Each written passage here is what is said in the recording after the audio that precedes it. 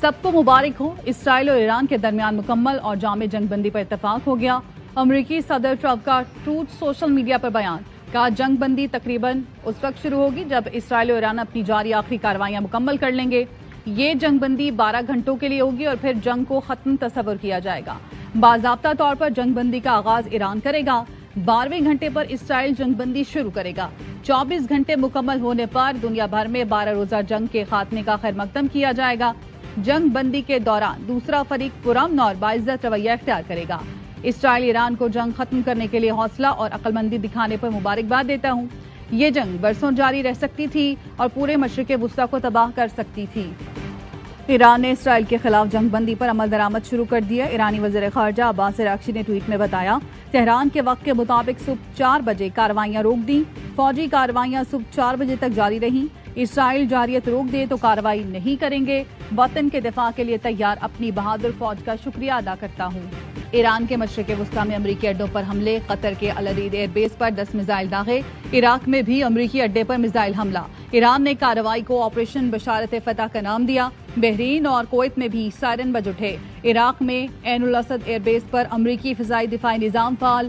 قطر نے ایران کے حملے سے پہلے فضائی حدود بند کر دی تھیں۔ UAE، بحرین اور کویت نے بھی اپنی فضائی حدود بند کر دیں۔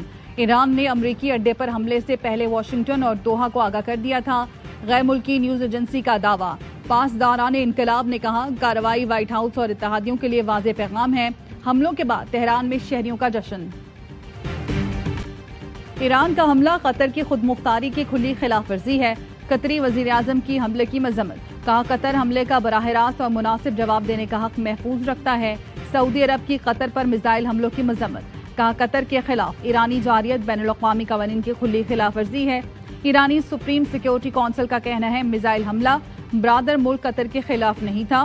ایرانی حکام نے دعویٰ کیا کہ میزائل حملہ قطری رہائشی علاقوں سے دور کیا گیا۔ اسرائیلی فوج کی تہران کی ڈسٹرکٹ 7 سے ایرانی شہریوں کو فوری نکلنے کی دھمکی۔ ترجمان اسرائیلی فوج نے کہا آئندہ چند گھنٹوں میں ایرانی حکومت کی عمارتوں کو نشانہ بنایا جائے گا۔ عرب میڈیا کے مطابق اسرائیلی فوج غزہ میں بھی انخلاء کے لیے ایسے ہی دھمکی دیتی رہی ہے۔ وزیر اعظم شہباز شریف کا قطر اور سعودی عرب کے سفیروں کو ٹیلی فون۔ وزیر اعظم کا قطر کے سفیر سے قطر میں امریکی فوجی اڈے پر ایران کے میزائل حملے پر اظہار تشویش۔ قطر کے عوام اور حکومت سے مکمل یکجہتی، کشیدگی کم کرنے کی ضرورت پر زور۔ قطری سفیر کا وزیر اعظم کے فوری رابطے اور اظہار یکجہتی پر شکریہ۔ وزیر اعظم شہباز شریف کا سعودی سفیر نواف بن سعید المالکی سے بھی رابطہ۔ CIA نے پاکستان سے قطر، بحرین، کویت اور دبئی کا فضائی آپریشن منسوخ کر دیا۔ پروازوں کی منسوخی کا فیصلہ خلیجی ملکوں میں جنگی صورتحال کے باعث کیا گیا۔ حالات معمول پر آنے کے بعد پروازیں دوبارہ شروع کر دی جائیں گی۔ پاکستان کی ایران کے خلاف اسرائیلی جارحیت کی شدید مذمت، وزیر اعظم شہباز شریف کی زیر صدارت قومی سلامتی کمیٹی کا اجلاس۔ ایران کی جوہری تنصیبات پر حملوں پر اظہار تشویش، پاکستان کی جانب سے ایران کے ساتھ مکمل اظہار یکجہتی کا اعلان۔ کہا گیا غیر ذمہ دارانہ کارروائیوں نے کشیدگی بڑھا دی۔ کشیدگی میں اضافہ خطے میں بڑے تنازع کو ہوا دے سکتا ہے۔ حملے اس وقت ہوئے جب ایران امریکہ تعمیری مذاکرات جاری تھے۔ بڑھتی کشیدگی سفارتکاری کے امکانات کمزور کر رہی ہے۔ اقوام متحدہ چارٹر کے تحت ایران کے دفاع کا حق تسلیم کرتے ہیں۔ 22 جون کو جوہری تنصیبات پر حملے IAEA اور UN چارٹر کی خلاف ورزی ہیں۔ بات چیت سے مسئلے کا حل نکالا جائے۔ اجلاس میں فیلڈ مارشل عاصم منیر سمیت سروسز چیفز اور وفاقی وزیروں نے شرکت کی۔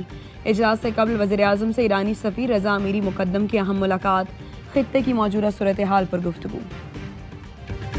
ہم نے حکومتی اخراجات کو کنٹرول کیا، تنخواہ دار طبقے پر ٹیکس کا بوجھ کم کیا، اتحادی حکومت میں شامل سیاسی جماعتوں کا شکر گزار ہوں۔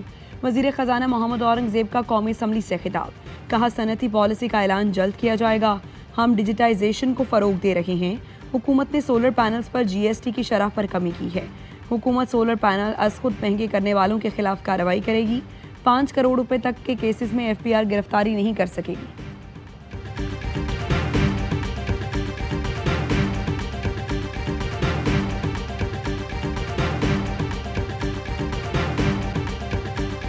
ضروری نہیں ہے، خراب اقبال آفریدی نے کیا ہے اور آپ لوگوں نے خراب کیا ہے۔ آپ لوگوں نے کھڑے ہو کے نعرے لگائے، آپ لوگوں نے ان کو نہیں کرنے دیا۔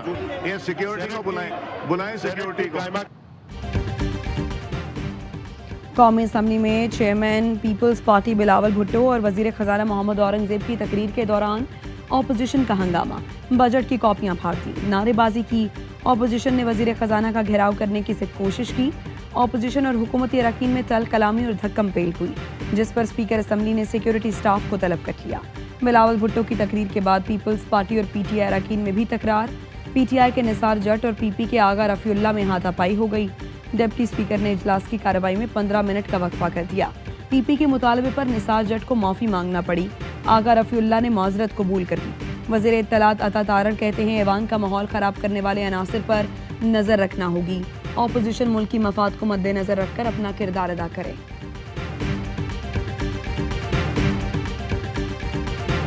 ये इख्तियार इस असम्बली का, इस हुकूमत का सिर्फ एक शख्स के पास है, जिसका नाम है इमरान खान। वो आज हुक्म करे कि असम्बली खत्म करो।